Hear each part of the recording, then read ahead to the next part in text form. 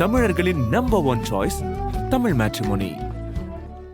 பாஜக தேர்தலுக்கு தயாராகும் விதமாக ஆகஸ்ட் 15ஆம் தேதி மாநாடு நடைபெறும் என்று அறிவிப்பை வெளியிட்டிருக்கிறது.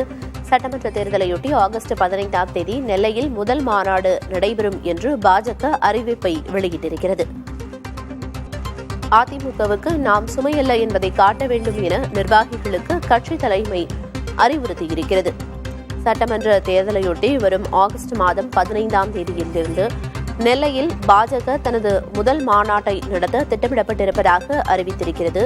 விவரங்களை வழங்குவதற்காக செய்தியாளர் விக்னேஷ் முத்து இணைப்பில் இருக்கிறார். விக்னேஷ் முத்து, பாஜக ஆகஸ்ட் 15 முதல் மாநாடுங்கிற அறிவிப்பை வெளியிட்டிருக்காங்க. அறிவிப்புல வேறு என்னென்ன விஷயங்கள் எல்லாம் இடம்பெற்றிருக்கு, விவரம்?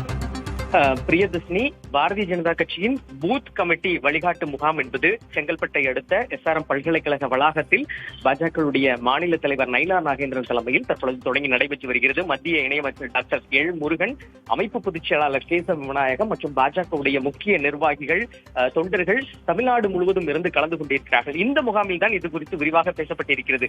சட்டமன்ற தேர்தலுக்கு பாஜக பூத் அளவில் எப்படி தயாராக வேண்டும், ஒவ்வொரு உள்ளூர் பிரச்சனைகளை பாஜக எடுத்து பெரிய அளவில் போராட்டங்களை முன்னெடுக்க வேண்டும், பேச வேண்டும், மக்கள் பிரச்சனைகளுக்கு உங்களால் ஒரு தீர்வு எட்டப்பட வேண்டும் என தெரிவித்திருக்கக்கூடிய நிலையில் சட்டமன்ற தேர்தலுக்கு தயாராகும் வகையில் ஆகஸ்ட் 15ஆம் தேதி பாரதிய ஜனதா கட்சியின் முதல் மிகப்பெரிய மாநாடு தென் மாவட்டங்களில் ஒன்றான நெல்லையில் நடைபெறுவதாகவும் பாஜக மாநில தலைவர் நயினார் நாகேந்திரன் தலைமையில் இந்த மாநாடு என்பது மிகப்பெரிய அளவில் நடைபெற வேண்டும் எனவும், அடுத்தடுத்து மாநாடுகள் தென் மாவட்டங்களை நோக்கியும் தமிழகம் முழுவதும் நடைபெறும், அதற்கான ஏற்பாடுகளை பாஜக தற்பொழுது திட்டமிட்டு அதிகாரப்பூர்வ அறிவிப்பை இன்றைய தினம் வெளியிட்டிருக்கிறது.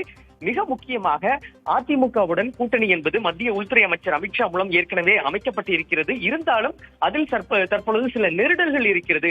வெளிப்புறம் இருந்து பார்க்கும் பொழுது பாஜகவை சிலர் சுமையாக பார்க்கிறார்கள். அதனால் இனி வரக்கூடிய நாட்களில் பாஜகவை அதிமுக சுமையாக பார்க்க கூடாது, ஒரு பலம் வாய்ந்த கட்சியாக பார்க்க வேண்டும்.